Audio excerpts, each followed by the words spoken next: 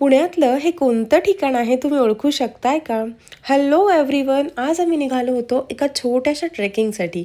Weekend होता आणि मुलींचाही हट्ट होता. म्हटलं चला जाऊयात. आज एक ना छोटासा ट्रेक करूयात.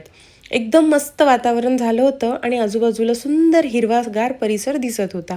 ओजूचा हा पहिलाच असा एक्सपिरियन्स होता, त्यामुळे तिचे बाबा थोडे डाऊटफुल होते की पोरी एवढं चढतील का?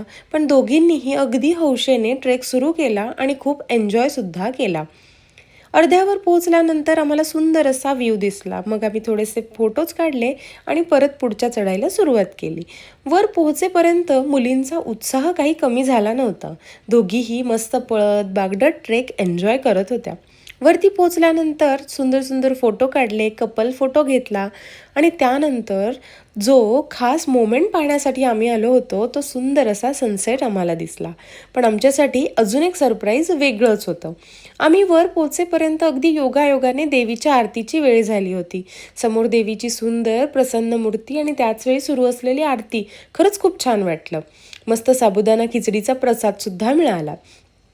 येताना ओजस्वी असं साखरेचं पोतं बनवून खाली उतरली. छोटासा ट्रेक, सुंदर सनसेट, देवीचं दर्शन, आरती, प्रसाद, एकदम परफेक्ट वीकेंड.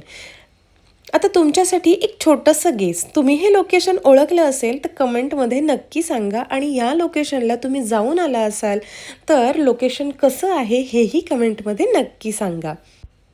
हा सुंदर असा व्ह्यू आम्हाला पुढच्या वीकसाठी एकदम मस्त एनर्जी देऊन गेला. भेटूया पुढच्या व्लॉगमध्ये. Till then take care and bye.